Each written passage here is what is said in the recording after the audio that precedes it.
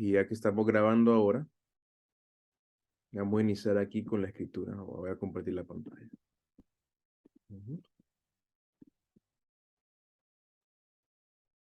Leamos un poco y después comentemos y vamos después de ahí. Vamos a orar después de ahí. Dice la palabra del Señor. Muchos son, Señor, mis enemigos. En un salmo, el Salmo 3. Muchos son los que se me oponen y muchos los que de mí aseguran, Dios no los salvará.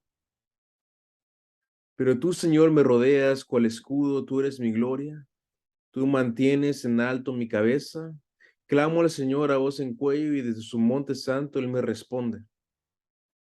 Yo me acuesto, me duermo y vuelvo a despertar, porque el Señor me sostiene. No me asustan los numerosos escuadrones que me acosan por doquier. Levántate, Señor, ponme a salvo, Dios mío.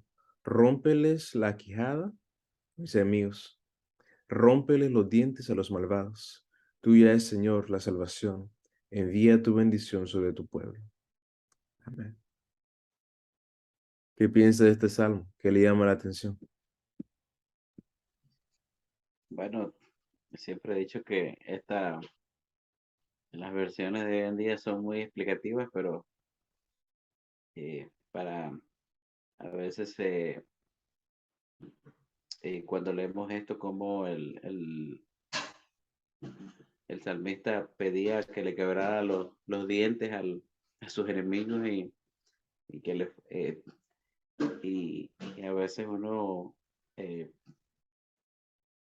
reflexiona sobre cuando uno pide justicia para las situaciones ante Dios por lo que está pasando y somos a veces cuidadosos de decir, Señor, sea tu voluntad definitivamente, pero como aquí él, a pesar de todo, pedía específicamente, más, que pedir, y yo creo que decir que Dios se encargara de sus enemigos. Sí, es muy interesante que muchas veces, y mira, muestran los salmos, que piden mucho el salmista diciendo, encárgate de mis enemigos, pero sí son muy explicativos. Rompe los dientes, rompe la quijada, ponle una piedra en el camino, no sé. Mucha cosa, mucha cosa. Yo recuerdo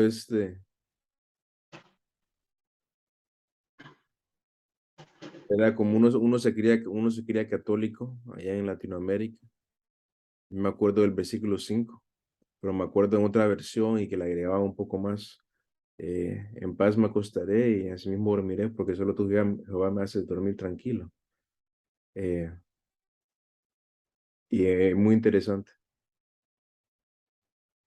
muy interesante. Es un muy bonito pasaje, muy bonito el capítulo aquí del Salmo. Pero es llamar en realidad, llama la atención que David dice, todos estos son mis enemigos. Y a veces uno se pregunta, ¿y hoy en día tenemos enemigos? Una vez estaba hablando yo con un muchacho y le digo, no, yo me siento atacado por todos los enemigos que tengo. Ay, ¿cuáles son tus enemigos? Me dice. Ay, pero muchas veces, a veces nos tenemos que dar cuenta que no luchamos simplemente contra carne y sangre, pero luchamos contra potestades, principados de las regiones celestes. Y pues sí tenemos muchos enemigos, pero que en medio de todo eso, podemos decir que yo me acuesto, yo me duermo y me vuelvo a despertar porque Dios me sostiene. Amén. Dios está con nosotros. Oremos. Padre Santísimo, te pedimos que tú estés con nosotros en esta lección, que tú nos acompañes, Señor, y que tú nos alientes día tras día. Que recordemos que tú estás con nosotros, no importando los enemigos que nos hemos encontrado en la vida, y en esta etapa de nuestro camino. Recuérdanos que podemos estar tranquilos y tener paz en ti. Bendito Dios, haz tu voluntad en nosotros. Y bendícenos mientras el día de mañana vamos a nuestros lugares de alabanza, a alabarte a ti, a cantarte a ti, a hablar de tu palabra. Bendice a los hermanos y las hermanas que van a llegar. Que tú hagas maravillas, Dios de los cielos, en medio de todos nosotros. Ayúdanos y úsanos. Te entregamos este tiempo en nuestras vidas a ti. En nombre del Padre, del Hijo y del Espíritu Santo damos. Amén. Amén. Bueno, para empezar, primeramente quería preguntar alguna pregunta con respecto a la clase de ayer, ya que ha tenido unas cuantas, como casi 24 horas para reflexionar. ¿Algún tipo de pregunta o comentario de la clase de ayer o no? ¿Todo bien o todo claro como el agua? Y claro, es muy interesante aprender de tal vez cosas que uno ya había estudiado, pero hay cosas nuevas que se aprenden de Calvino, de Arminio, cada uno de estos personajes históricos. Ujú. Sí, sí, sí, hay mucho más que aprender. Si tuviéramos un poquito más de tiempo, a mí me gustaría que leyéramos un poco de lo que ellos escribieron, y pasar un poquito de tiempo analizando un poco de lo que ellos escribieron, porque hay mucho, hay bastante por ahí. Pero con el tiempo que tenemos, lo que hemos visto ha sido muy bueno y es bueno siempre seguir aprendiendo y conociendo. Aquí vamos a hablar mucho acerca de la Iglesia Católica y de la expansión del catolicismo en el mundo. Eh, Voy a poner aquí una diapositiva que tengo que nos va a ayudar un poco y que yo no lo pongo mucho en las diapositivas, a mí con las imágenes es suficiente, pero que nos dé un poquito de idea de lo que está pasando. Vamos a poner esta imagen por acá. Entonces, la Iglesia Católica se desarrolló teniendo distintas órdenes. Entre las órdenes más famosas están las órdenes de los franciscanos, de los cartusianos, está la orden del amor divino, y había la orden italiana manejada y dirigida por el cardenal Cajetán, y también una muy famosa que es en realidad la orden de la Sociedad de Jesús. Eh, Fue llamada la orden de los jesuitas. Eh, Era una orden muy, muy interesante que tenía ¿cómo lo puedo decir? Impactó mucho el mundo, en realidad. Entre sus seguidores lo que hacían es que ellos tenían votos de pobreza, tenían votos de castidad, de obediencia y lealtad em, al Papa con Ignacio en 1534. Y pues era muy interesante lo que ellos hacían. A mí lo que más me llama la atención de la Sociedad de Jesús o de los jesuitas es que ellos se volvieron una orden muy particular en lo que es la Iglesia Católica. Los franciscanos se enfocaban mucho en el intelecto y la educación. Podemos ver que en Latinoamérica en realidad hay muchas universidades y muchas escuelas que son franciscanas, muchos seminarios y centros que son franciscanos porque ellos se enfocaron en lo que es la educación. Pero los jesuitas se enfocaron en lo que es la misión.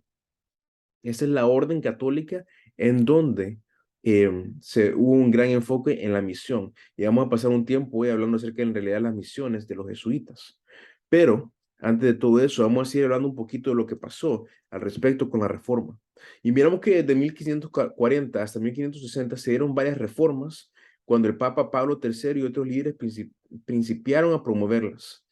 Eh, Bajo su gobierno, la iglesia principió a cambiar su curso, aunque el programa de reforma era más restauración que innovación, en particular el coloquio de Regensburgo, en el cual Gasparo Contarini representaba al Papa y Martín Bucer a los protestantes alentando un acomodo.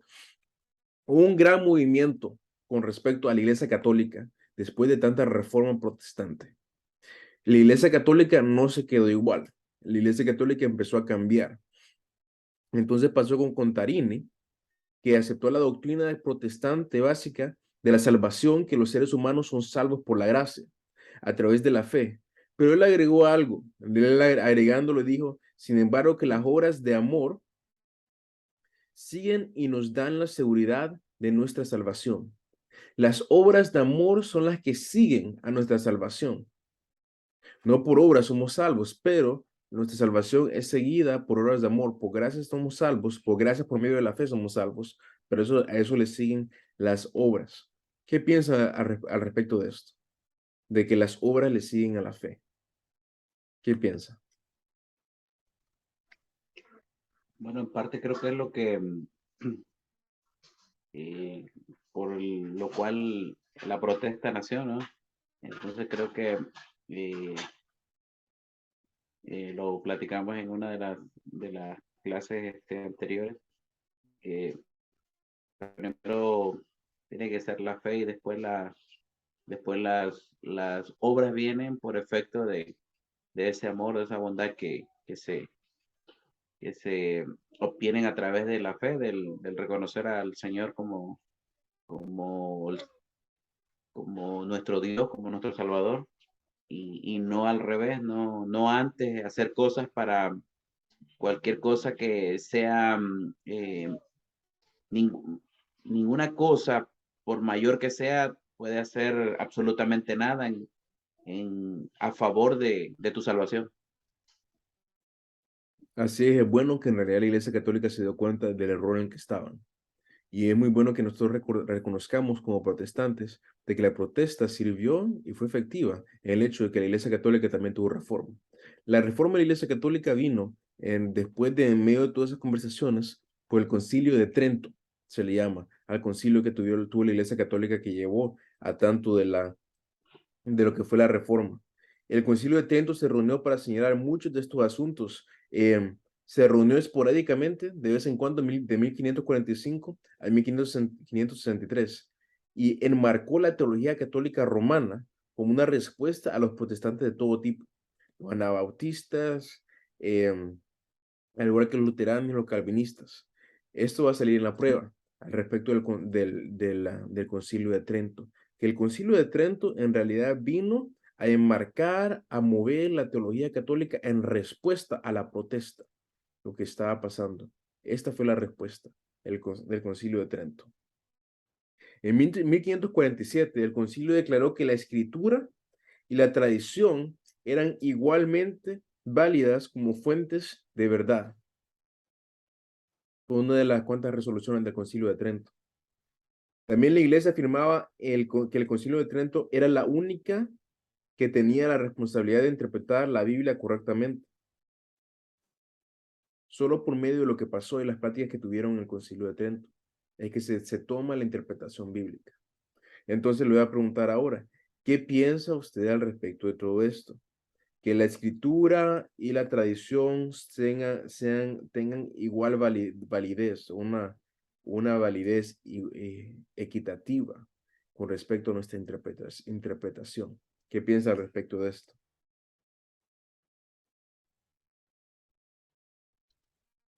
Bueno, yo creo que definitivamente tanto las escrituras como la tradición, de hecho, creo yo que las escrituras van acompañadas de la tradición.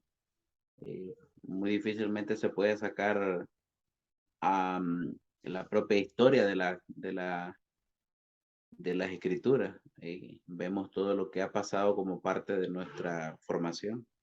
Entonces creo yo que la propia tradición, por decir un ejemplo, muchas veces nosotros, eh, o más bien yo recuerdo cuando mi conversión, yo sentía que todo lo católico debía ser en contra, que no debía haber absolutamente nada que me ligara a mí a la tradición eh, católico-romana, y todo para mí, todo el rito, todo lo que se hiciera tenía que ser en 180 grados. No debía de parecerse a nada porque para mí todo era malo. Todo era como una herejía, todo era como una farsa de lo que nos habían engañado. Posteriormente, al llegar años después de que, que llego yo a la iglesia wesleyana, entonces empiezo a ver ciertas similitudes, pero aún así no se me aclara hasta que yo llego a la iglesia en Nazareno, donde empiezo a profundizar un poco más y digo, yo empiezo a aprender acerca de la tradición y no solamente de las escrituras. Entonces digo yo, bueno, definitivamente esta parte de la tradición la veo yo como algo lógico hoy en día, porque no veo lo que al principio decía yo, que teníamos que ser lo opuesto. A mí me llama la atención que una vez yo estaba escuchando a un predicador diciendo, la tradición, eh, la tradición, era uno de esos predicadores que eran bien, ¿cuál es la palabra en español? Numerólatras o algo por el estilo se le podría decir en español, que vienen ellos y toman las letras en español, las transliteran al griego y dicen estos son los números que son equivalentes a las letras en el griego. que suena como una gran ciencia, pero no es gran ciencia, porque en el griego la letra A es 1, la B es 2, alfa es 1, beta es 2 y así. Pero decía él, yo traduje la palabra tradición en griego y la suma es el 666. Decía. El 666, la palabra tradición, la tradición es del demonio, decía. Y es interesante como muchas veces nosotros miramos la tradición, que la tradición como que no fuera buena, pero la tradición es muy importante, porque es nuestra historia, es lo que hemos vivido, como estaba diciendo yo anteriormente ayer, que la tradición es la historia del Espíritu Santo por medio de su iglesia y lo que el Espíritu Santo ha escrito en la iglesia. Entonces hay que apreciar la tradición. Algo que sí hay que apreciar, creo yo, acerca de lo que es el trabajo de los reformadores, es que la escritura es suprema. Hay que ver la escritura como un poquitito más alta que la tradición, al menos con respecto a a nuestra perspectiva. em, de interpretación de hermenéutica bíblica, la escritura tiene un poquito más de alce que la tradición. Y nos podemos entrar en muchos debates en lo que y cómo interpretamos la escritura si no tenemos tradición y cómo hacemos esto sin tradición. Pero de una manera u otra tenemos que ver eso, tenemos que ver que la escritura es un poquito más clave, un poquito más alta. Un poquito, esto fue la diferencia, es una diferencia con respecto a lo que la Iglesia Católica puso en el Concilio de Trento. En el Concilio de Trento ellos dijeron que son iguales, que tienen la misma validez, pero tal vez nosotros no miramos la escritura y la tradición así. Miramos la tradición como una herramienta hermenéutica o de interpretación increíblemente importante, pero la escritura es un poco suprema. Además de esto, miramos que la Iglesia Católica en estos tiempos, en el Concilio de Trento, en realidad ellos fueron que delinearon los sacramentos de la Iglesia Católica. Los sacramentos que son una imagen aquí de cómo pudo haber sido el Concilio de Trento. Los sacramentos de la Iglesia Católica son el bautismo, la confirmación, la comunión, la penitencia, la extrema unción, el matrimonio y la ordenación. Ellos tienen tantos sacramentos, lo repito, el bautismo, la confirmación, la comunión, la penitencia, la extrema unción, el matrimonio y la ordenación. Ellos tienen 7 sacramentos. ¿Cuántos sacramentos tiene la iglesia de Nazareno?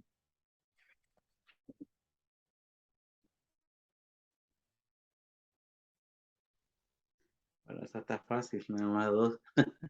Nada más 2, el bautismo y lo que es la Santa Cena. Ahora la pregunta es, ¿deberíamos de añadir sacramentos? Mi pregunta viene con respecto a esto. ¿Por qué es que la Iglesia Católica mira todas estas cosas como sacramentos? ¿A qué se refieren ellos con un sacramento? ¿Qué podemos aprender de ellos? Como de la definición, del uso de la palabra sacramento que ellos tienen. Y nosotros no tenemos la potestad para añadir ningún sacramento a a la iglesia del Nazareno. Eso solo lo puede hacer lo que es la convención general de la iglesia cada 4 años. E incluso, aunque esa es una resolución, eso no se mueve de aquí hasta por lo menos 12 años que se añada un sacramento. Entonces no podemos agregar sacramentos. Pero, ¿qué es lo que podemos aprender de lo que la Iglesia Católica está viendo con respecto a los sacramentos? ¿Por qué hay 7 sacramentos en la Iglesia Católica? ¿Qué piensa usted? Bueno, yo sí me dejara opinar y añadirle algo tal vez no tan fuerte, pero sí como parte de lo que sería tal vez Ujú. el matrimonio como parte de un sacramento y creo que sobre todo en estos últimos tiempos se ha desvirtuado, se ha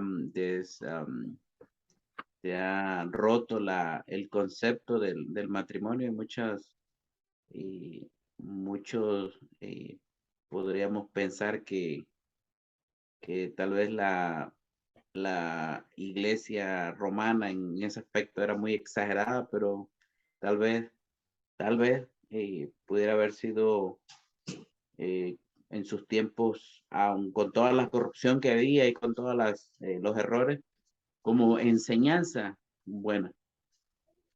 Sí, yo creo que hay mucho que podemos aprender de ellos, porque yo creo, la palabra sacramento es una palabra compuesta del latín sacrado, sacré, memento, es un momento sagrado. Eh, un momento, hay una canción en inglés, Cuánto nos ama, que habla de que, se llama la canción Cuánto nos ama, que habla de que hay momentos, o hay un momento en que parece que el cielo o lo divino y lo material, lo físico, como que vienen y se unen en un beso, básicamente. Hay un tipo de unión. El matrimonio es un ejemplo de eso, de cuando la divinidad y lo que es la mortalidad vienen y se unen. Y nosotros en los matrimonios nos hacemos representantes de lo que es Cristo y su iglesia. Entonces es un momento bastante sagrado. En la iglesia de Nazaret nosotros hacemos lo que es la distinción entre la palabra sacramento y la idea de algo que es sacramental. Las cosas sacramentales hay muchas. Sacramentos solo tenemos dos. Sacramentos son aquellos que fueron inaugurados por Jesús, que son los dos, la Santa Cena y el bautismo, en ese caso. Pero sacramentales, cosas sacramentales hay muchas. Y sí, nosotros consideramos el matrimonio como una cosa sacramental, una cosa que trae el hilo del momento sagrado y de lo sagrado y de lo santo que Dios mismo es. Em, la dedicación de un niño es algo sacramental. Em, nuestros servicios en la iglesia, nuestros cultos en la iglesia, eso es algo sacramental. Em, nuestro tiempo con el Señor diariamente, eso es algo sacramental. Es muy interesante, porque si empezamos a ver lo que es sacramental, lo que tiene momentos sagrados, empezamos a ver en realidad que nuestra vida misma es sacramental. Algo en lo que sí tenemos que, es algo que tenemos que ver y que podemos aprender de la Iglesia Católica, que hay cosas más que solamente el bautismo y la Santa Cena, que son momentos sagrados. En realidad hay que ver esto. Además de eso, en el concilio de Trento, en la tercera sesión que pasó en 1562, hubo una afirmación directa de la transubstanciación, que Cristo completamente físicamente está presente en el pan y el vino. Se afirmaba la eficacia de la misa y el uso del latín en ella, en el concilio de Trento. Se afirmaba el purgatorio. Al mismo tiempo, el concilio abolió las indulgencias. 1562 fue donde las indulgencias fueron abolidas como se conocieron en los años, al principio del año 1500. Fue en 1562 y el concilio de Trento. Pero se mantuvo la misa en latín y también se continuó afirmando lo que es el purgatorio. Podemos ver por medio de todo esto que aunque la reforma trajo mucho dolor, y podemos ver el dolor, por ejemplo, con lo que pasó con Lutero en Alemania y lo que los campesinos empezaron a revolverse y hubo bastante muerte y sacrificio por medio de toda la revuelta. Aunque hubo mucho sacrificio en todo eso, en realidad la reforma fue efectiva, la reforma fue correcta, porque ambas, aunque hubo la división entre lo que fue la Iglesia Católica y la Iglesia Protestante, ambas, la Iglesia Católica y la Protestante, se reformaron más en dirección a quien Cristo quiere que nosotros seamos. Como le estaba compartiendo en la clase el último hace el sábado, hace 2 semanas. Iglesia reformanda, siempre reformanda est. La iglesia reformada siempre se está reformando a la imagen de Cristo Jesús. Entonces eso fue lo que pasó. La iglesia se continuó reformando de acuerdo a la imagen de Cristo Jesús. ¿Qué piensa? ¿Qué piensa usted acerca de la reforma? ¿Qué le llamó la atención de la reforma? Y sí, ¿qué piensa acerca de la reforma? ¿Está de acuerdo conmigo que la reforma fue correcta? ¿O qué le hubiera cambiado? ¿Qué piensa? Yo creo que definitivamente, si no hubiera habido reforma, creo que eh, pienso yo, el impacto por lo menos de la parte de Inglaterra, o ese rompimiento que formó la iglesia anglicana, tal vez no hubiera tenido tanto impacto, porque hubiera regresado al catolicismo más tarde que temprano, porque la reforma en dado caso eh, favoreció también esa ruptura en ese momento con, con Roma. Ujú. Entonces creo yo que fue necesaria, aunque mire el caso mío, no en particular, yo antes decía, pensaba que Martín Lutero al principio cuando no había o no entendía mucho de la parte histórica, decía yo, Martín Lutero fue alguien que se rebeló a la iglesia y protestó por todo. Y todo nació la iglesia evangélica de tal manera que es lo que somos. Y cuando empiezo a estudiar, digo, wow, no, pero es que Lutero no la reforma era precisamente la forma en que él aplicaba o más bien estaban ellos estudiando la escritura y viendo que lo que se hacía no era correcto. Entonces protestaron en contra de lo que hacía Roma. Y creo yo que ahí cuando uno no se adentra, eh, pienso que podemos ver los grandes sucesos. En caso mío, vuelvo a repetir lo que me pasó a mí, de que creía yo que la iglesia evangélica había nacido tal cual era como ahora, al principio. Y yo decía, no, pero es que Lutero siguió haciendo esto, siguió haciendo lo otro, lo mismo que hacía la iglesia católica. Entonces no, Sí, sí, sí. eh, Ujú.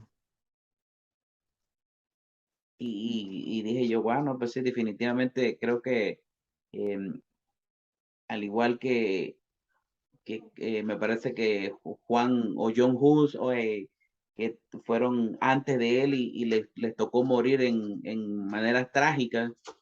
eh, Hubo otros reformadores que no, pues creo yo que Dios tal vez no permitió que llegaran ellos a ver lo que vio Lutero, pero que creo que era necesario, que en cualquier momento iba a suceder.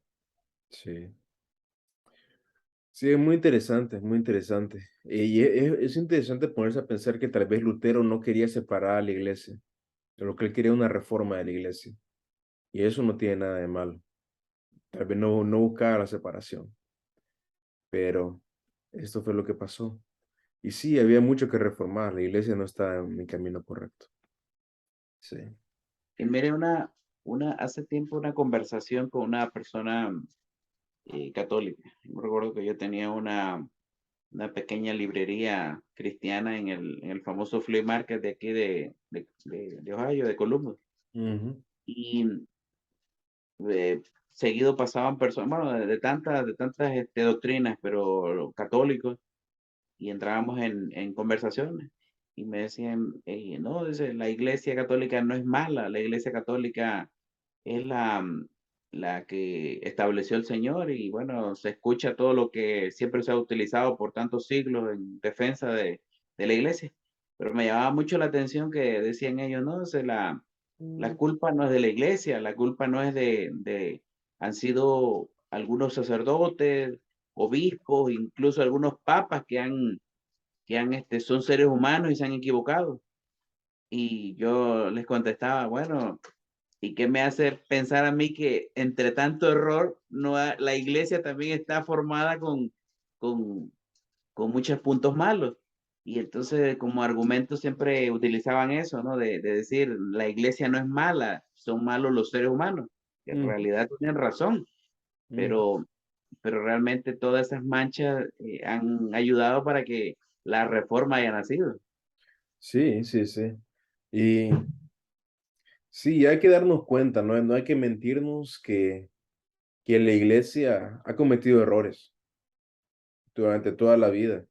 Y pues estamos en una institución hecha por seres humanos, guiados por el Señor, pero muchas veces nosotros no, no seguimos lo que el Señor nos está diciendo. Y eso es parte de nuestro camino también. Ujú, ujú. Nos vamos a mover un poco más adelante, un poquitito más adelante, ya después de la reforma, y entrando a lo que es el tiempo de la conquista. Después de lo que es la reforma, los españoles estaban orgullosos del hecho de que habían en realidad suprimido mucha de la herejía y echado fuera de España a los musulmanes, a los moros, que les llaman ellos. Ellos creían que la providencia les había dirigido a ser una gran potencia mundial y que ellos eran el nuevo pueblo escogido por Dios.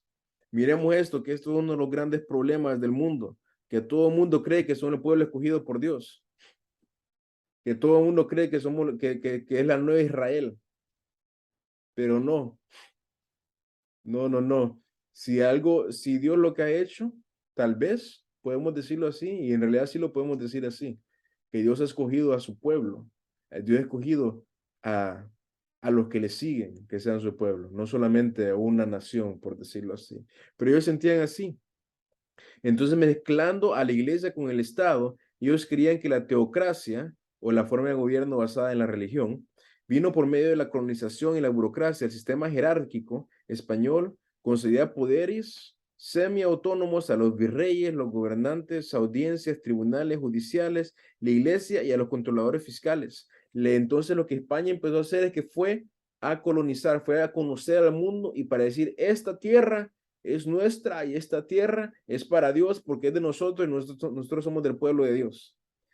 Entonces, así fue que España terminó llegando a lo que es América. Y pues había un dicho que dice que habían tres razones por las cuales España llegó a América. Dios, gloria y oro. Que España llegó a América por el Dios, por la gloria y el oro. Y fue muy interesante lo que pasó en realidad, porque cuando ellos llegaron a América, ellos empezaron a ver a todos los indios, pero no fue en realidad hasta 1537 que consideraron a los indios como seres racionales. Y en medio de haber considerado a los indios americanos como seres racionales, aún así habían problemas y entonces llegó una persona por el nombre de Bartolomé de las Casas, un sacerdote dominicano, que es otra de las órdenes de la Iglesia Católica, diciendo que los indios estaban siendo explotados horriblemente por los españoles.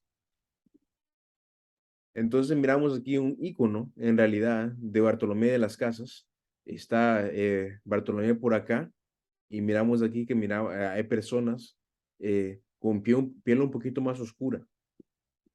Personas con una piel un poquito más oscura y miramos que también tiene algo aquí en la cabeza y los colores que están usando.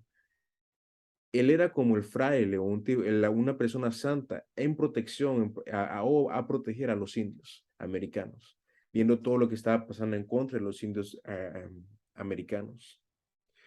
Bartolomé fue hecho obispo de Chiapas y de Guatemala y regresó a las Américas en 1544 a implementar nuevas leyes, pero se encontró con considerable resistencia. Y en 1547 él regresó a España, donde dedicó el resto de su vida a hablar y a escribir en nombre de los indios. Su obra, una gran obra de Bartolomé, fue el breve informe sobre la destrucción de los indios o las lágrimas de los indios. Narraba las atrocidades de los conquistadores españoles en contra de los indios. Él vio lo que estaba pasando y se dedicó a hacer la voz de los indios para con aquellos que lo estaban conquistando. El libro en realidad fue ampliamente leído y traducido, y su versión en inglés fue incluso usada para alimentar los sentimientos de los ingleses en contra de los españoles como una raza cruel de la cual los ingleses debían estar al tanto. Aquí va algo que escribió Bartolomé de las Casas. Lo voy a leer. Cristo quiso, dijo él, que su evangelio fuese predicado con atracción, cortesía y toda mansedumbre, y que los paganos fuesen guiados a la verdad no por la fuerza de las armas, sino por el ejemplo santo. La conducta cristiana y la palabra de Dios a manera de no ofrecer la oportunidad de que se blasfemara al nombre sagrado o se odiara la verdadera religión por razón de la conducta de los predicadores. Porque haciendo esto no sería otra cosa más que hacer de la pasión y la venida de Cristo algo que no tiene valor, mientras la verdad del Evangelio es vituperada antes de ser entendida o escuchada, o mientras un gran número de seres humanos son asesinados en una guerra pagada con el pretexto de predicar el Evangelio y esparcir o expander la religión. Bartolomé vio las cosas como eran. Y es interesante que nosotros tenemos que ver cómo estaban actuando estos hombres y mujeres, personas que seguían al Señor en realidad y tenían una visión de parte del Señor, que ellos miraban la injusticia y ellos llamaban y le ponían nombre, le ponían nombre a la injusticia. Él decía, Cristo nos ha llamado a expandir el Evangelio, pero con cortesía y con amor, no por medio de guerra y violencia. Y vino y le dijo esto a la corona española, que fue gran problema, porque al llegar a las Américas no lo querían ni ver, no le querían hacer caso, porque, claro, Los colonizadores se están aprovechando de los indios. Y cuando alguien está haciendo algo para nuestro beneficio, es difícil que nosotros vengamos y rindamos eso, aunque sea por pura justicia, por mera justicia o por el acto de justicia. ¿Has escuchado antes de Bartolomé de las Casas? No sé. Había escuchado un poquito. Sí, Bartolomé de las Casas es una persona muy influyente, el cual incluso los escritos de él de hace tanto tiempo, de los años 1500 y tal, pues todavía se están siendo estudiados, están siendo vistos con respecto a cómo atacar y cómo lidiar con las injusticias del hoy en día. Eh, Dios lo usó grandemente, Dios lo usó grandemente. Se empezó a estudiar y se empezó a preguntar mucho a la iglesia, ¿cuáles son algunos de los factores que facilitaron la conversión de los indios o de los nativos americanos? Eh, Empezaron a decir, pues lo que facilitó la conversión de esta gente fue la conquista española. Después fue el celo de las autoridades civiles en asuntos de la fe. Y lo tercero fueron las actitudes del pueblo indígena. Básicamente hubo un tipo de mezcolanza muy potente entre lo que fue la iglesia y el Estado. Y esta mezcolanza permitió de que el evangelio fuera transmitido incluso por medio de violencia. Pero podemos ver que en realidad Cristo no quería eso. Eso no era la justicia que Cristo quería. No quería someter a los pueblos y dejarlos esclavizados. Pero así vino a ser esparcido el evangelio. Y miramos que Cristo llamó a personas como Bartolomé a ponerle nombre a la injusticia para que todo fuera rectificado de una mejor manera. La sociedad americana al final terminó creciendo con decisiones raciales. En lo mismo están los inmigrantes españoles, junto a ellos estaban los criollos, aquí los españoles nacidos en las Américas, le seguían los mestizos de la mezcla de indio con sangre española, seguían los indios y bajo de esto estaban los mulatos, que eran la mezcla de indios y africanos, y finalmente están los africanos, que eran los últimos en lo que eran los niveles del estrato socioeconómico de lo que eran las Américas en aquel tiempo. Es muy interesante. Cuando miramos en realidad el estudio de lo que es etimología y miramos las palabras que son usadas, miramos en realidad que eh, la definición de algunas de estas personas, de los colonizadores, para estas personas que ellos estaban colonizando y que estaban oprimiendo, eran definiciones un poquito adversas, un poco, no tenía ningún tipo de cortesía por usar la frase de Bartolomé de las Casas. Por ejemplo, la palabra mulato, que era la mezcolanza entre indio, africano y también español, de distintas maneras, la palabra mulato viene de la palabra mula, es esa extensión de la palabra mula. ¿Por qué? Porque se creía que esos seres, esos niños que eran nacidos de africano y español y africano e indio, eran como mulas y no se podían reproducir. Entonces, eh, miramos que en realidad había un tipo de brutalidad con respecto a encontrar la humanidad en otros seres. Pero al mismo tiempo, venían ellos y querían expandir y usaban el evangelio para expandir su estado. Pero también en medio de todo eso, la racionalidad, la razón por la que ellos decían que estaban haciendo esto era por el evangelio. Podemos ver que no todas las razones por las cuales expandimos y esparcimos el evangelio son correctas. Y hay que ver nuestra intención y hay que examinar todo lo que hacemos y cómo lo hacemos. Hay que ver justicia, porque si no, Dios va a terminar mandando un profeta, como Bartolomé de las Casas, o como Natán con David, para decir las cosas como son y para nombrar la injusticia que estamos cometiendo como pueblo. ¿Qué piensas acerca de todo esto? Bueno, que eso es definitivamente muy significativo en la historia nuestra de América. Mayormente que siempre yo lo he dicho y lo he expresado que la, el cristianismo católico a nuestras tierras llegó no por opción, sino a la fuerza. Entonces, no hubo oportunidad de que tú dijeras que no, era a la fuerza y ese sincretismo de que recuerdo claramente, creo que el Justo González lo escribía en su libro de historia cristiana, donde la tonancia, sobre todo de México, fue más fácil conquistarlos doblando más que conquistándolos con armas, conquistándolos en la mente, porque de esa manera hicieron eh, asemejar a la Virgen María con las deidades o las creencias de los nativos, y eso hizo que ellos apreciaran al cristianismo o al catolicismo en este caso, mayormente porque se les permitía que ellos veneraran a lo que ellos consideraban sagrado.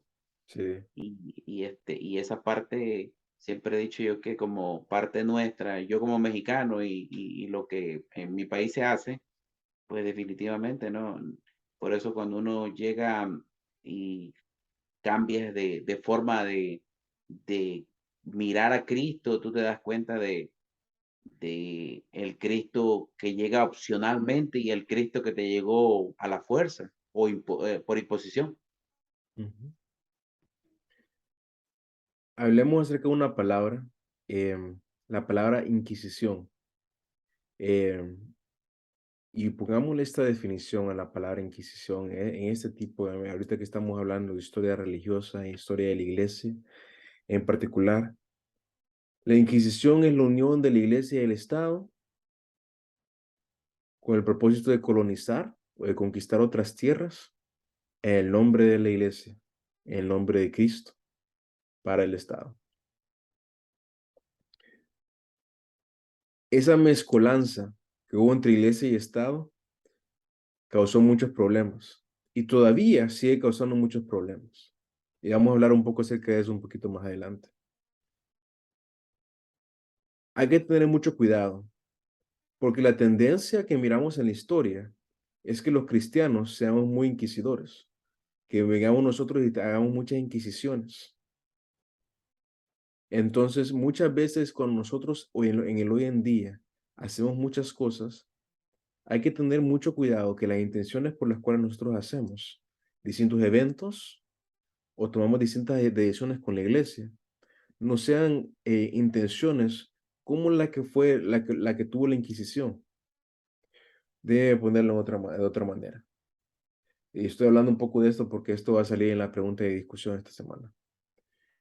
Em, Nosotros podemos mezclar lo que es la cristiandad con lo que es la microempresa o la macroempresa o con el capitalismo o con el comunismo. Podemos mezclar ahí y podemos decir, vamos a tomar estas decisiones porque somos cristianos para expandir el cristianismo. Pero en realidad lo que estamos haciendo es decir, vamos a tomar estas decisiones porque somos cristianos, pero es para expandir el capitalismo, que es donde nosotros nos encontramos o miramos, o para expandir el comunismo, donde estamos, o para expandir el poder de mi empresa, o para expandir acá o acá. Entonces, en el hoy en día hay que tener mucho cuidado con eso y hay que aprender de esta gente. Hay que aprender mucho de los errores de España y los portugueses con respecto a todas a las inquisiciones. ¿Y usted ha encontrado algún tipo de inquisición de la iglesia en el hoy en día o no ha visto? Claro, definitivamente he encontrado a través de que serán 20 años de un poco más de conversión y las grandes eh, cosas que se hacen pensando que son para el Señor, son para agradar a Dios, para evangelizar. Siempre se dice evangelización y se Ujú. hacen a veces eh, cosas cosas que si bien es cierto el fin es bueno, pero realmente el fondo, los medios, por decir un ejemplo, yo em, tal vez utilice esto como un ejemplo y a lo mejor pudiera ser que no aplicara, pero por decir un ejemplo, las, los, los movimientos que preparan grandes escenarios, preparan grandes eventos para evangelizar, para atraer a los jóvenes, para atraer, y gastan demasiado dinero y tal vez derrochan tanto dinero para tratar de captar la atención de alguien, por decirlo así. Y, y gastan demasiado dinero y a veces lo que obtienen es muy mínimo a comparación de lo que va una persona y lleva a alguien a la iglesia y le empieza a hablar de Jesucristo, de, mm, de la transformación de la vida, qué sé yo, de tantas cosas. Y tú dices, estas formas tal vez no sean las mejores para hacerlo cuando hay gente que, no sé, está allá en Afganistán, en Irán, en aquellos lugares donde realmente necesitan los medios, necesitan el apoyo y tal vez se gastan acá en estas tierras donde todo el mundo conoce de Cristo, por decirlo así, un ejemplo. La otra sería el sincretismo de algunas, me recuerdo a alguien que decía, un pastor que decía, es mejor ir bien con la ley que estar mal. Y yo decía, bueno, pero de qué se trata esto? Es de adornar todo lo que la ley dice en el afán de, tal vez de decir, am, tenemos que obedecer las leyes de la tierra, pero a veces, y no sé, aceptar muchas leyes del gobierno en contra de lo que es la fe. Y bueno, al menos podría yo verlo de esa manera. Sí, es muy interesante que nosotros en lo que tenemos a hacer mucho estos días y lo que hacemos muchas veces en los Estados Unidos es que nos metemos mucho en lo que es el nacionalismo. Unimos la nación o el Estado con el cristianismo y decir, obedecer en totalidad a la nación es ser cristiano. Y eso no es así. Nosotros obedecemos a la nación con tal la nación está alineada con lo que Cristo nos ha llamado a hacer. Entonces, por ejemplo, si viene la nación y nos dice, ustedes ahora para subir de estatus económico, ustedes tienen que mentir y tienen que robar. ¿Qué dice el cristiano en ese sentido? Los cristianos decimos, pues nosotros nos quedamos pobres. Así, nosotros nos quedamos pobres. Entonces, hay que tener mucho cuidado con eso. También hay muchas empresas que vienen y que meten a Dios en medio de lo que están haciendo. eh, y dicen, y le dicen a sus empleados, ustedes vayan y vendan, y cuando vendan, van a estar esparciendo el evangelio. Y hay que tener mucho cuidado con eso, porque hay empresas, por ponerlo así, hay empresas como Walmart, que tienen más dinero que me parece que 128 países del mundo. Entonces, si hay empresas que tienen más dinero que países, que estados, entonces empresas pueden ser consideradas como estados en esta conversación o imperios en esta conversación. Entonces hay que tener mucho cuidado cuando hablamos de lo que es la expansión del evangelio y cómo lo hacemos. En la pregunta de discusión de esta semana van a tener que ustedes ver cuáles son tal vez algún tipo de inquisición que ustedes han visto y comentar acerca de esa inquisición un poco, escribir y tal vez reflexionar un poco de esa inquisición, con la idea de que nos demos cuenta y examinemos cómo a veces nosotros los cristianos tenemos la mentalidad de conquistadores todavía y darnos la vuelta y arrepentirnos y decir, no, pero Cristo nos ha llamado a ser el siervo de todos, a servir es sacrificarnos por el hermano y la hermana. Son las 8 de la noche ahorita, tomemos unos 10 minutos de Eh, descanso. Perdón, una cosa que yo siempre he dicho, y no se trata de meter política dentro del tema histórico, pero en los Estados Unidos, sobre todo, ese ligamiento de los partidos a el partido liberal y el partido conservador. Entonces, creer que uno es el malo y otro es el bueno. Y me recuerdo que por ahí dentro de las iglesias nazarenos alguien me platicaba que había un gran debate dentro de los pastores, uno demócrata y otro republicano, Sí, y que era algo triste, o sea, la persona que me lo contaba me decía algo triste que siervos del Señor estén peleando por política cuando debe de unirnos el trabajar para Cristo. y no lo decía como crítica, pero sí como una observación. Y yo dije, wow, yo no sabía que esto pasara dentro de, de la iglesia del Nazareno, hablando específicamente. Claro, Y, y dije yo, cómo un tema político puede desbordar dentro de gente que conocen del Señor. Y no estoy diciendo que estén pecando por dar una opinión política, simplemente que eso mismo nos puede llevar a nosotros a tener una ideología acerca de con qué te identificas tú y cómo ves el cristianismo. Lo ves de una manera por un ejemplo, ser republicano es defender un poco más las banderas del cristianismo, pero que realmente no quiere decir que un republicano sea precisamente un buen siervo, una persona que le sirve a Dios, sino que son ideales de gente que ha encontrado la forma de también simpatizar con alguien y sacar provecho, punto de vista mío.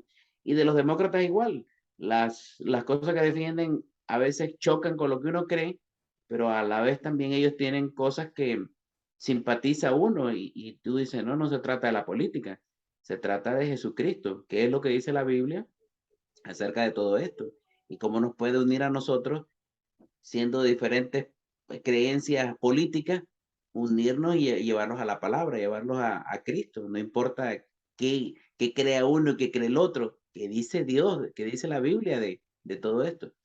Y entonces ver cómo candidatos representan a un partido y al otro no, y utilizan esa, lo acaba de decir, esa inquisición de llevar la bandera común, decir, no, todos los que piensan así son míos y todos los que no piensan así son de los contrarios.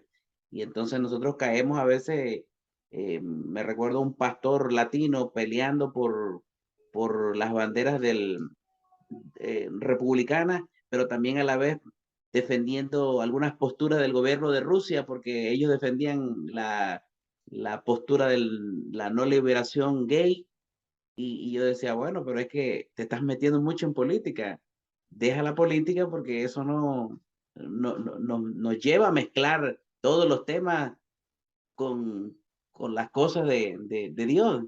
Y para mí, digo yo, deja al César, dale al César lo que es del César y a Dios lo que es de Dios y cada uno en su rol. y al final de cuentas todo es de Dios. Es lo gracioso de ese pasaje de Jesús, cuando dice, dale al César lo que es del César y lo de Dios, todo lo que es de Dios, pero todo es de Dios. Y el hecho es que cuando venimos nosotros y decimos, ser cristiano incluye ser algo que no está necesariamente em, representado por Cristo en las Escrituras, nos metemos a problemas. Como decir, ser cristiano es ser republicano, o solo los republicanos, los conservadores son cristianos. Eso no está en la palabra, y Cristo no era republicano. Cristo tampoco era demócrata. Entonces hay que tener mucho cuidado de meter esas interpretaciones o esas filosofías en medio de nuestra creencia cristiana, porque nos vamos a meter en problemas, porque ninguna de esas entidades van a ser semejantes a Cristo en totalidad. Entonces, hay que nosotros buscar ser semejantes a Cristo. La misión de la iglesia en Nazareno, hacer discípulos semejantes a Cristo en las naciones. Hay que buscar nosotros ser semejantes a Cristo y no, esas entidades nunca lo van a poder lograr. Entonces, hay que tener mucho cuidado. Mire, rapidito, otra parte, otra inquisición que podría yo ver así muy marcada. Me recuerdo que hace muchos años eh, yo entré a los Estados Unidos con visa, me quedé un tiempo fuera de, de legalidad y alguien me dijo, cásate con alguien para que obtengas tu documento. Y yo decía, no, yo no puedo. Dice, pero ¿por qué? Si vas a poder arreglar. Digo, porque estoy casado. Ah, no, fácil, divórciate. Y entonces esta ideología de algunas personas donde te llevan y a veces se fomenta desde la propia gente de la fe. Y tú Ujú. dices, el fin es lo que justifica lo que estás haciendo. Dios sabe tu necesidad, Dios sabe que tienes que estar bien en el país. Pero yo no estoy juzgando a nadie por eso, solamente lo que estoy diciendo es que dice la Biblia sobre estas cosas. Y muchas veces esto te lleva a comprometerte en, en el día a día, que a veces incluso líderes están mezclando estas cosas y tú a veces no tienes como que mucha, como sostener la palabra dentro de decirle a alguien, bueno, toma la decisión tú, pero según la palabra, esto no es correcto, esto no tiene nada que ver. Yo decía, bueno, yo me llegué al país y si me toca morir de esta manera, pues ni modo, va a pasar, Sí, aun pidiéndole a Dios que no pasara, y gracias a Dios, pues se pudieron arreglar las cosas de otra manera, no llevándolas por el otro lado. sí, Entonces, muchas veces esto nos lleva a hacer o tomar decisiones y a veces se arrastra a la iglesia, porque a veces se hace como generación, como cultural. Tal vez sí. no pase, no sé si con los hondureños, pero en otras culturas latinas, donde casi todos van por el mismo lado. Y tú dices, bueno, las cosas justifican el medio, entonces nos lleva a ser como que mezclamos demasiado cosas que no son correctas. Y es interesante ver esa frase que tú usas, ¿no? El fin justifica los medios. Es una frase de Machiavelli. Machiavelli era un filósofo italiano. Entonces hay que ver cuáles son las ideologías que estamos metiendo a lo que es nuestra práctica cristiana. Porque en la escritura no es el fin justifica los medios. El fin y los medios son importantes. Y eso es Cristo Jesús. El medio no fue un concepto, el medio fue una persona que vivió y caminó con nosotros y anduvo en la tierra, murió y resucitó y ascendió por nosotros. Y el fin es Dios mismo. Entonces no hay por dónde. El fin y los medios importan. Entonces ambos tenemos que buscar que el fin y los medios sean santos. Y ahí es que nos quedamos atrapados nosotros los cristianos y decir entonces qué hacemos muchas veces. Y al final la respuesta es pongamos nuestra confianza en Jesús. Eh, o como el salmo que estábamos leyendo, en paz me acostaré y así me dormiré, básicamente. Me voy a acostar, me voy a dormir, me voy a despertar y sabré que en el Señor estoy sostenido. Ujú. Amén. Tomémonos unos 5 minutitos de descanso y después vamos a seguir adelante. Vamos a entrar a lo que es un poco la expansión del cristianismo alrededor del mundo. Eh, vamos a ver eso rápidamente y después vamos a hablar un poco acerca de la filosofía del Renacimiento. Y de ahí vamos a seguir adelante. Nos vemos entonces a las 8, miremos a las 8:15 entonces. Perfecto.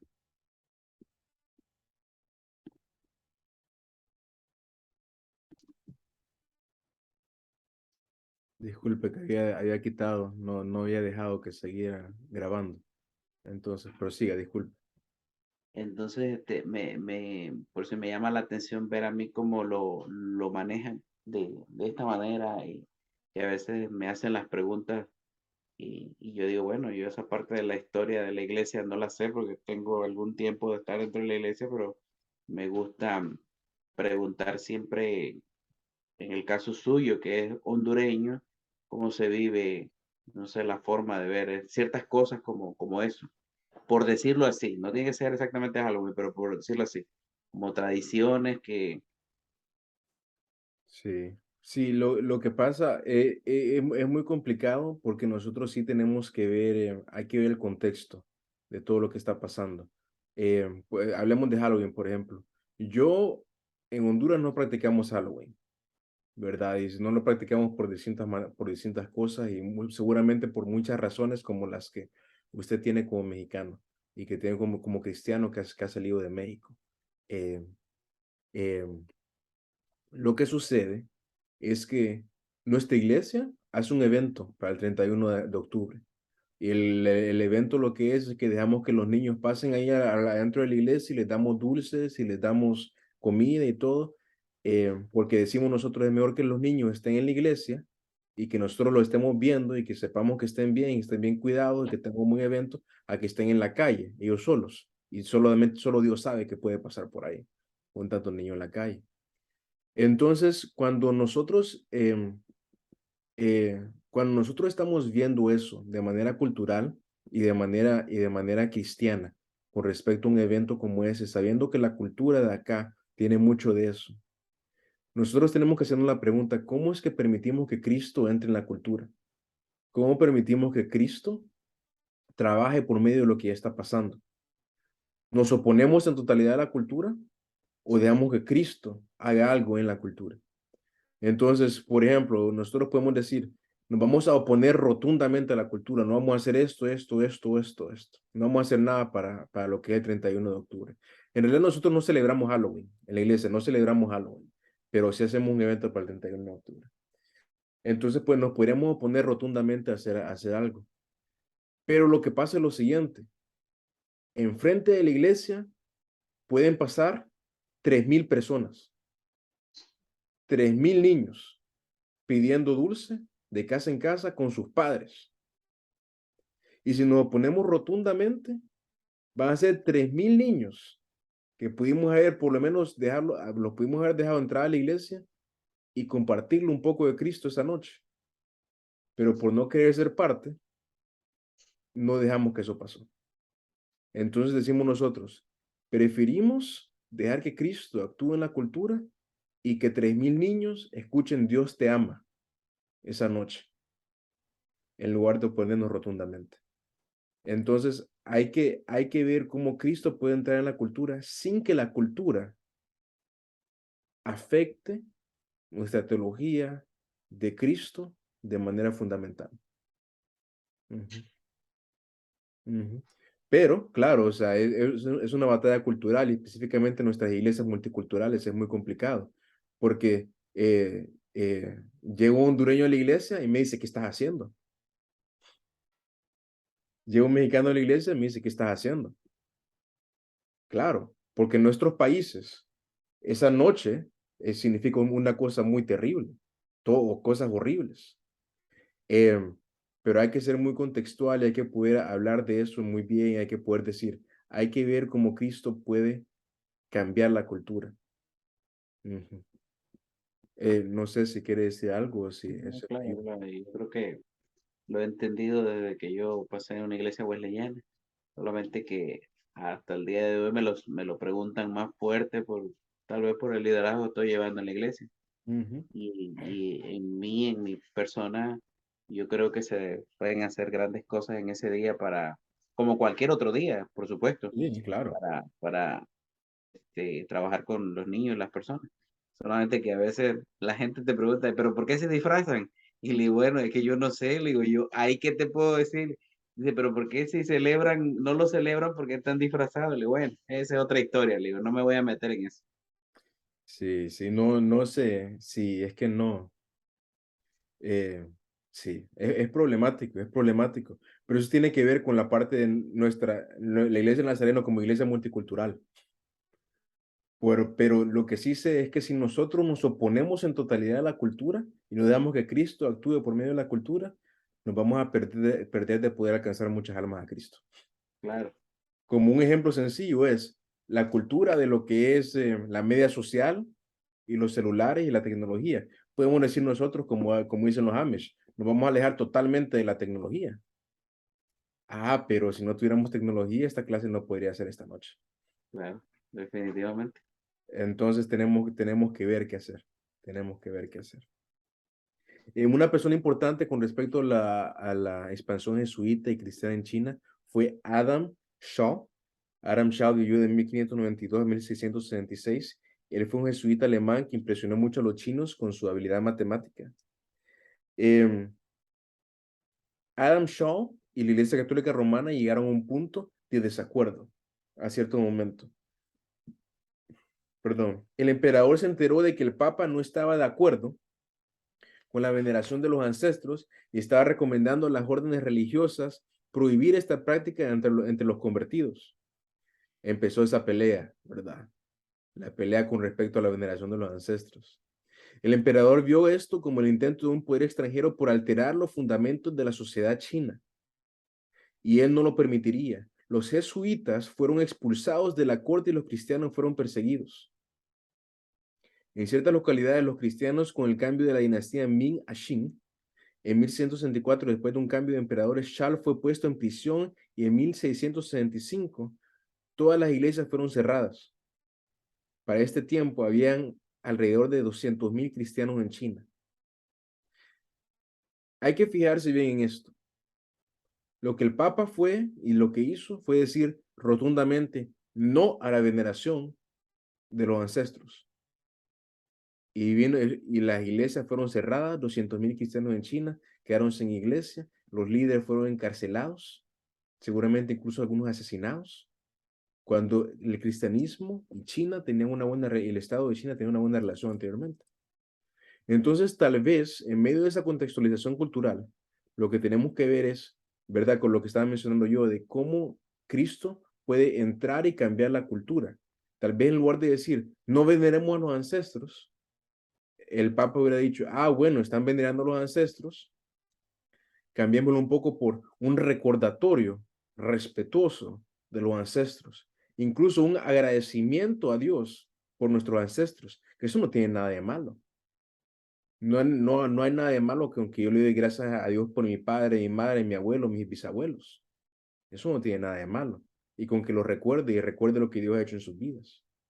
Entonces hay que ver cómo contextualizar y llevar todo de una manera santa con respecto a esto. Porque si no podemos encontrar muchos problemas en la cultura misma. Ujú. Sí, sí, sí. Es muy interesante, en medio de la contextualización, miramos, recordamos lo que pasó con las palabras de los chinos, con la palabra, en lugar de usar la palabra Deus o Dios en latín, ellos usaban la palabra Chen Chu, el Señor de los cielos. Y decían ellos, y el Papa incluso aceptó esta contextualización, aunque fue un término inventado, la aceptó debido a que así lo entendían mejor los chinos, lo que es todo esto. Ujú. Avancemos un poco más a lo que pasó en India. En India, la presencia cristiana fue ligada al colonialismo portugués. Los grandes colonizadores del mundo fueron los españoles, los portugueses, y después al ladito están los ingleses, pero primero los españoles y después los portugueses. Los portugueses establecieron solamente un control limitado sobre algunas secciones de India. Lo interesante es lo que menciono aquí. El cristianismo ya había llegado eh, a estos lugares. Ya había influencia cristiana en estos lugares antes de que llegaran los colonizadores ahí. Uy, yo tuve que haber buscado alguna foto de esto, pero en la teología china miramos lo que es el ave fénix. El ave fénix fue un término contextual que usaron misioneros en los primeros siglos después del año, después de Cristo, eh, para hablar acerca de la resurrección. Entonces, ya había una influencia cristiana en esos lugares. Y en India ya había influencia porque el apóstol Tomás ya había llegado por allá. Entonces, hay que ver todo esto contextualizado y entendido. Pero los colonizadores llegaron a esos lugares para imponer un tipo de colonización. El problema es que ellos no estaban simplemente imponiendo el cristianismo. Ellos estaban imponiendo el Estado. Estaban imponiendo una cultura del Estado. Entonces, empezamos a ver como, por ejemplo, en la colonización de India y la cristianización de India, que llegar a ser cristiano significaba convertirse en portugués. Entonces, ser cristiano significaba ser portugués. Y ahí, en ese momento sincretista, es donde encontramos muchos problemas. Porque ser cristiano no significa ser de ningún país. Significa ser del reino de los cielos o el reino de Dios, como diría San Agustín. Ujú. ¿Algún pensamiento con respecto a esto? Esto me lleva a hacer una pregunta sobre lo tanto que se ha hablado dentro de la iglesia, pues mayormente protestante, ¿no? Acerca del pueblo de Dios, de Israel, de la importancia de lo propio que dice la. Entonces, eh, donde incluso hoy en día algunas personas que son, eh, se denominan mesiánicos o algo así, todos lo quieren ver de la manera, eh, en este caso, judía, de no decirle Jesús, Jesús, sino Yeshua, a cada personaje como se decía en la lengua y si alguien enseña lo contrario, por decir un ejemplo, ellos dicen que es el gran error de la iglesia cristiana en general que ha hecho cambiar el nombre, hacer cosas de estos detalles. Entonces ellos ponen muy culturalmente la parte de Israel por sobre las lenguas o las formas de ver las cosas en el idioma, por decir, como el nuestro, que es español, en inglés o qué sé yo, cada uno de los idiomas, y quieren poner encima cada, cada nombre o cada forma de lo que le dan ellos a los nuevos movimientos que han hecho los mesiánicos, de decirle solamente como se decía en el lenguaje hebreo, por decirlo así. Y con respecto a esto, ¿cuál es el problema? ¿Cuál es la pregunta? ¿No? En este caso sería lo mismo que estaba diciendo de los pueblos, ¿no? Decir que ellos han visto que la parte de Israel la tienen que sacar con todo, Así incluso es. con el idioma, con la parte cultural. Ujú. Eh, veo, no sé, puertorriqueños, veo, bueno, gente en general, no voy a decir nacionalidad, donde incluso se denominan como un sobre apellido de judío. Y yo dije, qué curioso es esto, porque más o menos para darle una idea, como aquel boxeador cuando se puso Mohamed Ali, que no se llamaba originalmente así, Ah, sí, sí, sí, ok. algo así. Entonces hacen incluso este tipo de cosas, de sacar una cultura por sobre la suya. Y este es el comentario sobre lo que estaba diciendo, que no están reconociendo esa parte de ellos. Entonces, digo, yo soy mexicano y veo a Cristo no como mexicano, lo veo como al Jesús judío, pero desde luego en un contexto y como yo crecí, como yo nací. Sí, Y entonces no me imagino a Jesús mexicano, sí me lo imagino como lo que él fue, pero desde la forma de pensar en español, por decirlo así. sí, sí, sí. No, claro, nosotros, hay un gran problema cuando queremos sobreimponer una cultura sobre el cristianismo o lo que significa seguir a Cristo. Yo creo que los judíos son una gente especial, debido a que Dios los bendijo y los llamó su pueblo escogido. Pero tenemos que darnos cuenta que lo que vino a hacer a Cristo aquí fue el cumplimiento pleno del nuevo pacto, que ahora nosotros somos también invitados a ser parte de ese pueblo santo. Entonces hay que tener mucho cuidado de no idolatrar a esos pueblos, idolatrar cosas aquí y allá. Es bueno que nosotros sepamos griego y hebreo para que entendamos lo que estaba pasando en el contexto, pero entendemos lo que está pasando en el contexto para que nosotros lo podamos aplicar a nuestro propio contexto, no solo porque sí. Pero entonces es un poco inapropiado, diría yo, si venimos a sobreimponer, decir, ah, la cultura judía es la mejor cultura que pueda haber, entonces yo me voy a hacer judío. Pero bueno, si Dios nos llama a hacernos judíos de una manera u otra, pues que sí sea, pero si Dios no encuentra problema en que yo sea hondureño y usted sea mexicano, entonces no hay problema tampoco. Em, Sí, eso es muy problemático. Es problemático cuando queremos sobreimponer un estado, una cultura de esa manera, sobre lo que significa ser cristiano. En otras palabras, decir, ser cristiano implica ser judío. El Nuevo Testamento, las cartas de Pablo, ¿de qué hablan? Hablan, le dice Pablo a Timoteo, le dice, y las personas que no están circuncidadas no tienen que ser circuncidadas. La circuncisión es de corazón. Entonces, no hay que sobreimponer algo así cuando Cristo no nos pide que hagamos eso. Eh, claro, no estamos nosotros para criticar en ese sentido o juzgar a las otras personas cuando hacen algo por el estilo, pero cuando usted tenga conversaciones con ellos, es bueno que les menciones también, ¿verdad? Correctamente, que no es necesario sobreimponer eso cuando Cristo nos llama. Cristo nos llama como somos nosotros. No me pida a mí, Edward, hacete judío y después te vas a hacer mi hijo. No, tú eres mi hijo, acepta el amor que te tengo que dar. Entonces, sí, pero yo creo que mucho lo que pasa es un tipo de idolatría con respecto a la cultura judía, de la cual hay que tener mucho cuidado. Es bueno que sepamos, por ejemplo, lo que significa Jehová Rafa, Jehová Jireh, Jehová Sebaot, eh, eh, Jehová Sikenim, Elohim. Es bueno que sepamos todo lo que es eso.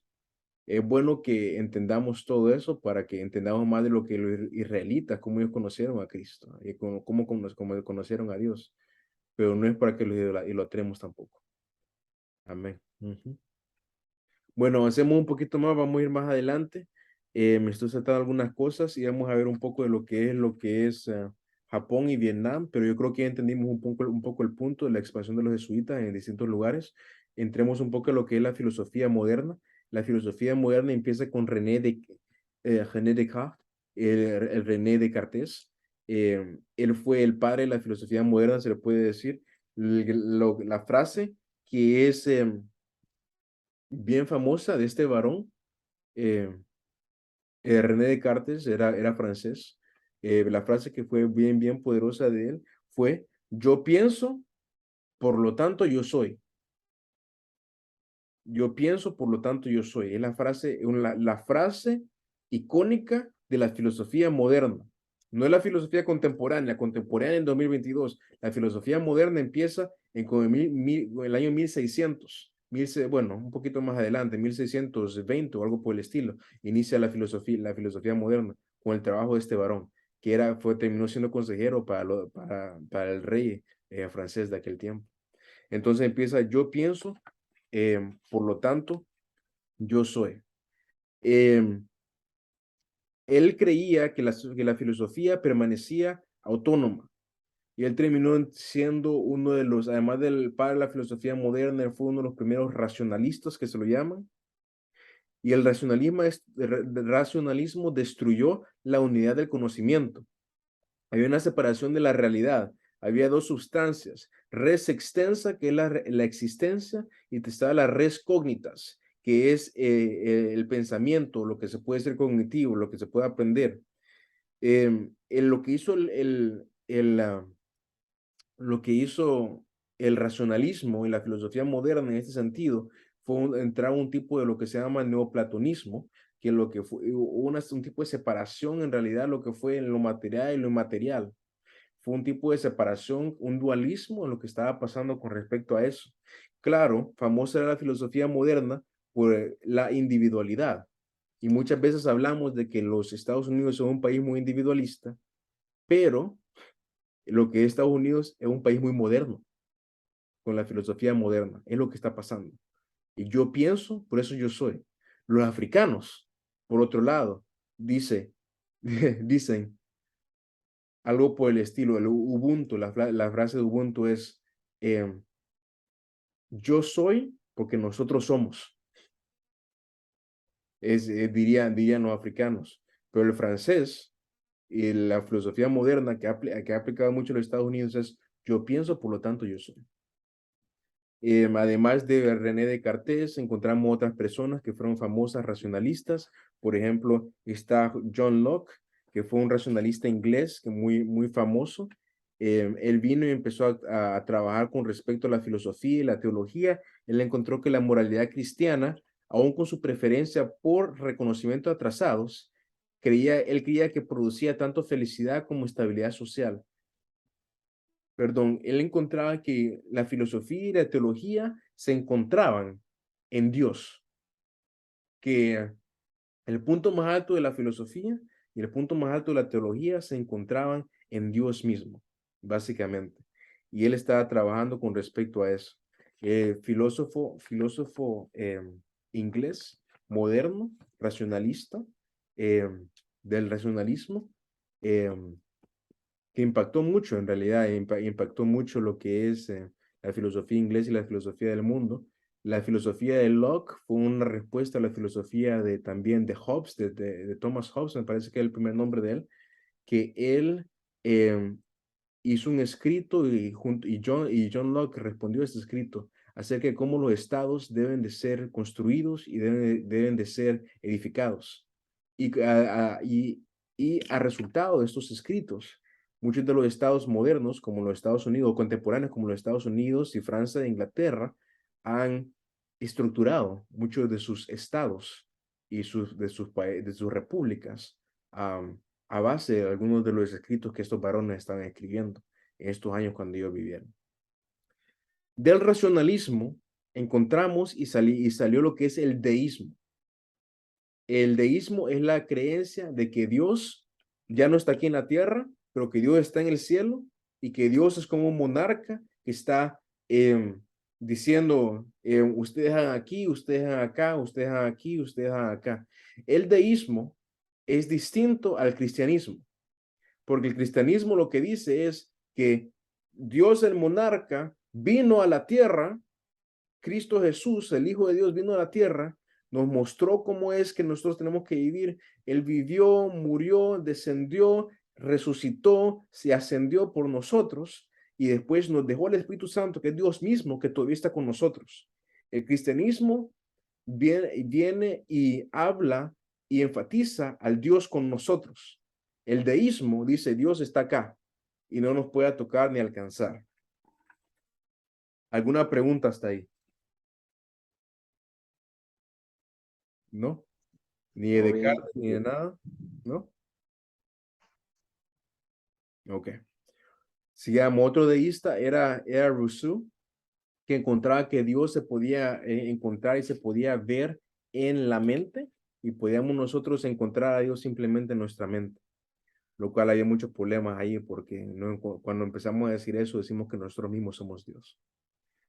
En medio de todo esto, lo que estaba pasando históricamente con esta gente, hubieron varias revoluciones. Encontramos que en los años 1500 hubieron por lo menos 4 revoluciones que fueron principales en lo que estaba pasando. Primeramente, miramos la revolución religiosa. Miramos la revolución que empezó con la reforma, que empezó a cambiar lo que significaba ser cristiano. Después encontramos la revolución científica, eh, que reemplazó a Dios en la Biblia con la ley natural, se le llama la filosofía natural, las creencias naturales. Una revolución política con la democracia. Se empezó a ver que en lugar de monarquías teníamos que buscar instituciones políticas como más democráticas. Y además hubo una revolución industrial, hubo un movimiento con la tecnología bastante grande. Y estas 4 revoluciones empezaron a mover al mundo y empezaron a influenciar todo lo que estaba pasando en el mundo después de los años 1500. Personas que fueron influentes en esta revolución, encontramos a personas como Nicolás Copérnico, que escribió concerniente a las revoluciones de los cuerpos celestiales. Él empezó a hacer investigación y se dio cuenta que la Tierra no es el centro del universo, ni el centro de nuestra galaxia, sino que el Sol es el centro de nuestra galaxia. Antes se creía que la Tierra era el centro, pero Copérnico empezó a entender que no, que la Tierra no es el centro, sino que el Sol es el centro. Encontramos otras personas que le siguieron, como Johannes Kepler, que fue la primera persona en trabajar en la forma de un científico moderno al formular hipótesis y después verificar sus hipótesis. Y después encontramos a personas como Galileo Galilei, que fue más observador y gran experimentador, que construyó un telescopio bastante bueno y bastante potente para encontrar las dimensiones de los planetas y de los astros celestiales. Todo esto que estaba pasando con esta gente fue llamado la era de las luces, porque hubieron bastantes, literalmente bastantes luces, bastantes personas que brillaron intelectualmente, científicamente, con todas las revoluciones que estaban pasando. La era de las luces cambió la historia en totalidad. Cambió la historia en una manera en que no solamente era una teocracia lo que tenía que ser considerado, o la teología que tenía que ser considerada, sino que también la filosofía y la ciencia natural para poder encontrar lo que significaba ser un ser humano. Entonces, hubo mucho cambio. El humano no solamente era imagen a Dios ahora, imagen de Dios, perdón, ahora. Ahora el humano era científico, era natural, viniendo de las células. Era natural, viniendo de los astros celestes. Y era razón, era yo soy, por lo tanto, yo pienso, por lo tanto yo soy, como decía Descartes. Tenemos a personas también muy famosas, como por ejemplo el David Hume, que era un filósofo escocés que insistía que nada, ni siquiera Dios, la existencia de Dios podía ser conocida con seguridad. Él fue uno de los primeros en realidad que empezó a hablar un poco acerca de la crítica posmodernista, se le llama, con respecto de David Hume, que nada podía ser conocido o entendido con total seguridad. Y eso afectaba mucho la filosofía y la teología hoy en día. ¿Cómo probamos la existencia de Dios? ¿Cómo probamos que nosotros existimos? David Hume empezó a hacer unas cuantas de estas preguntas. Las principales ideas de la era de las luces tienen que ver con el concepto de Dios, eh, el concepto de Dios, el concepto de la sociedad humana, la fe y la naturaleza, la visión del progreso y qué es lo que iba a pasar en el futuro. Todo eso tiene que ver en realidad con lo que es lo que estaba pasando en este tiempo de la era de las luces. Avanzando un poquito más y nos vamos al siglo XVII, la iglesia del Estado era ser cristiano.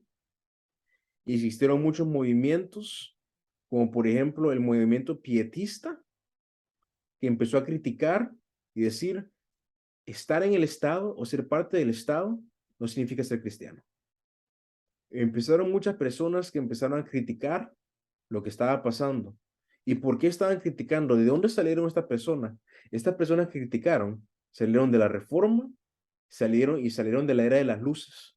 Toda esta gente que estaba mencionando anteriormente. Todos estos movimientos filosóficos, científicos y el entendimiento empoderaron a la gente para poder pensar un poco más acerca de lo que estaba pasando en el Estado y la religión. Y empezaron a decir, ser parte del Estado no significa ser cristiano.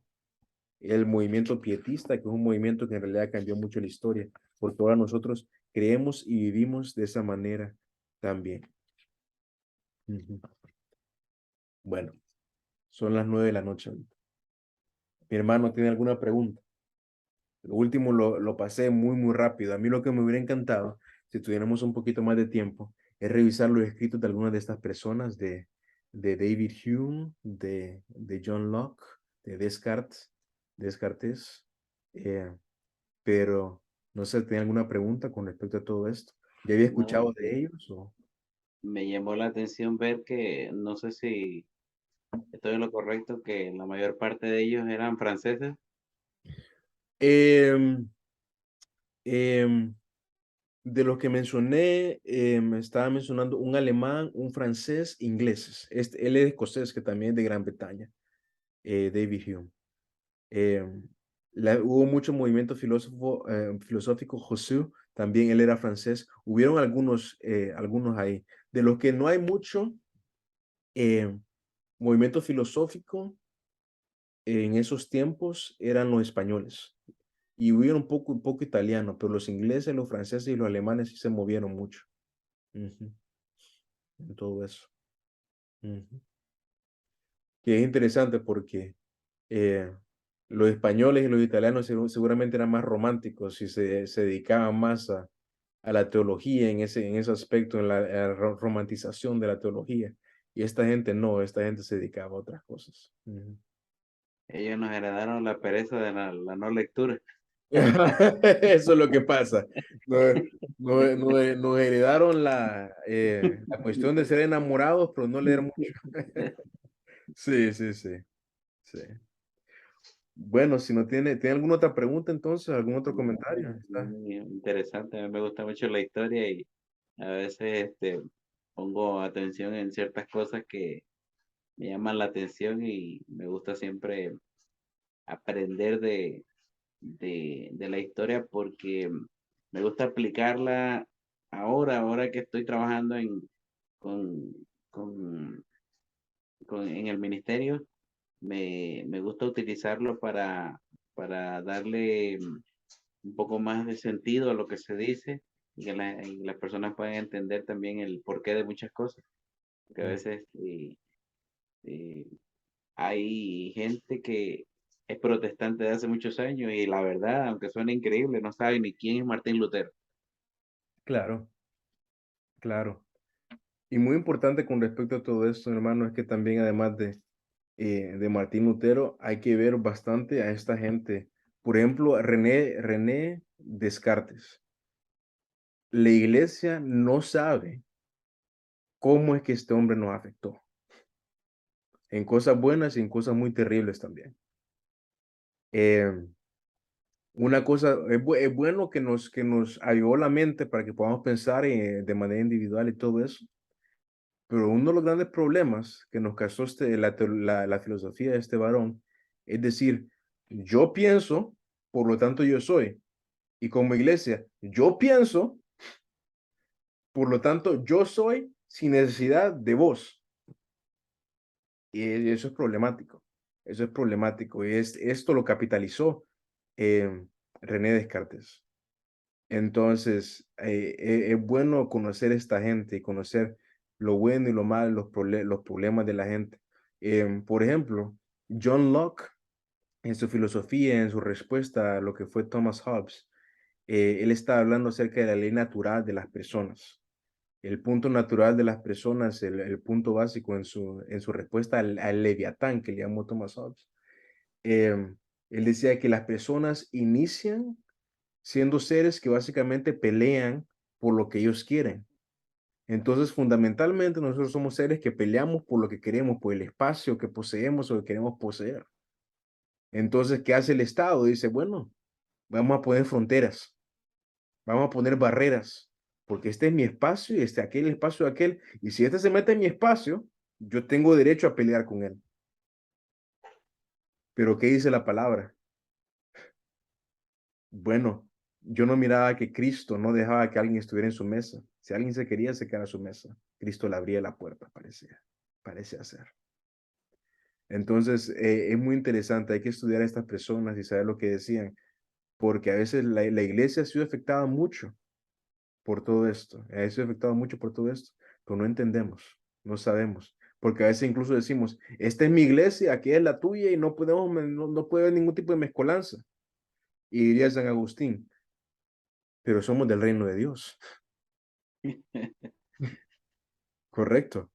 No somos como decía John Locke, que estamos con la frontera, somos del reino de Dios, del reino divino. ¿Qué significa esto? Entonces es bueno averiguar y hablar de todo esto. Amén.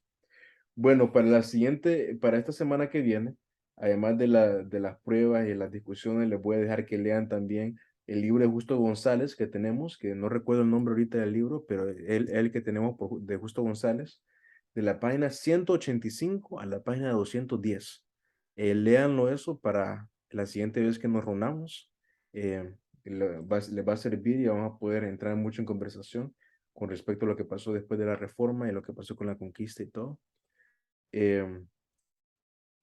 Sí, entonces, léanlo, se lo recomendaría, aunque sea, va a ser para la siguiente vez que tengamos la clase en persona, lo recomendaría que lo lean para en esta semana que viene, La página 185, ¿a cuál dijo, perdón? a 210, a 210. Entonces, empiecen por ahí. Y pues si tienen alguna pregunta, alguna duda, avísenme, sigan contestando sus preguntas, sus foros de discusión, están haciendo muy buen trabajo y pues ha sido un placer y ha estado siendo un placer trabajar con ustedes con respecto a todo esto, porque ha sido una clase muy, muy bonita y muy, muy divertida. Me avisan cualquier cosa y pues aquí estamos. Voy a parar el video para que así lo podamos tener y para que Lisa lo tenga después. Pero bueno.